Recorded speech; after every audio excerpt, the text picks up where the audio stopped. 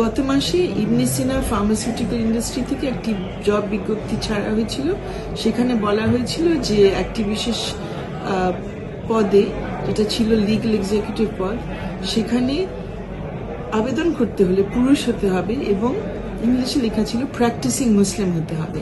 তো এই বিজ্ঞপ্তি কিভাবে দেওয়া হয়, যে বিজ্ঞপ্তিটা স্পষ্টভাবে বৈষম্যমূলক, লিঙ্গভিত্তিক কারণে এবং ধর্মভিত্তিক কারণে, এরকম বিজ্ঞপ্তি কিভাবে ছাড়া হয়েছে, কেন ছাড়া হয়েছে, এটার উপর একটা তদন্ত করতে বলা হয় এবং এই তদন্তের প্রতিবেদন কোর্টের কাছে দিতে বলা হয় আগামী 3 মাসের মধ্যে। শিয়া বাটার ও ভিটামিনে সমৃদ্ধ লিলি বিউটি সোপ, তারুণ্যময় উজ্জ্বল ত্বকের জন্য।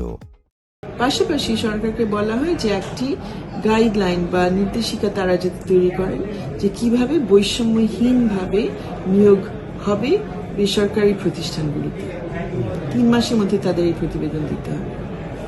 কে দেবে প্রতিবেদনটা? এখানে বিভিন্ন মন্ত্রণালয়ের উপরে রুলটা জারি হয়েছে। স্বাস্থ্য মন্ত্রণালয়, আইন মন্ত্রণালয়,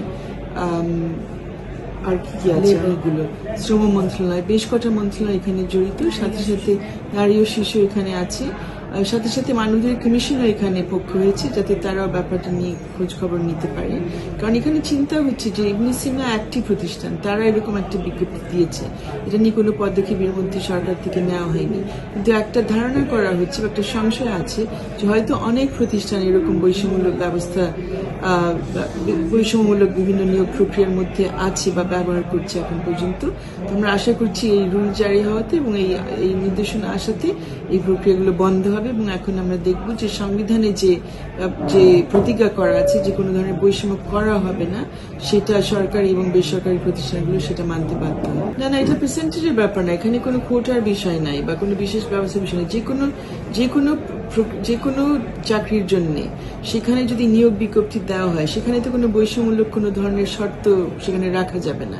এবং এখানে যে চাকরির জন্য নিয়োগ বিজ্ঞপ্তি দেওয়া হয়েছিল, সেখানে তো চাকরিটাই ছিল একজন লিগ্যাল এক্সিকিউটিভ, মানে একজন আইনবিদের জন্য।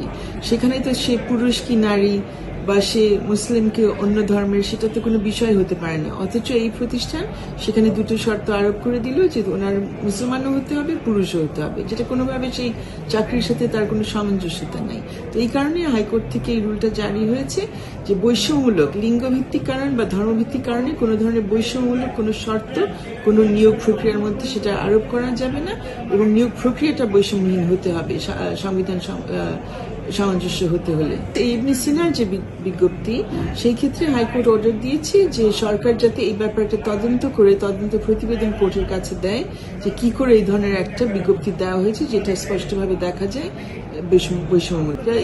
এই রুলটা জারি করেছেন যে বেঞ্চের দ্বৈত বেঞ্চ, সেখানে জাস্টিস আহমদ সোহেল এবং জাস্টিস ফাতেমা আনোয়ার বসে। সেখানে ছিলেন একজন আইনজীবী, ওনার নাম হচ্ছে অনামিকা ন্যারিন, জজ কোর্টের একজন আইনজীবী। এবং ওনার বক্তব্য ছিল যে উনি নারী হওয়ার কারণেই এই পজিশনের জন্য উনি অ্যাপ্লাই করতে পারেননি। যদিও পজিশন ছিল লিগ্যাল এক্সিকিউটিভ, ওনার সব ধরনের কোয়ালিফিকেশন ছিল, নারী হওয়ার কারণে উনি অ্যাপ্লাই করতে পারেননি।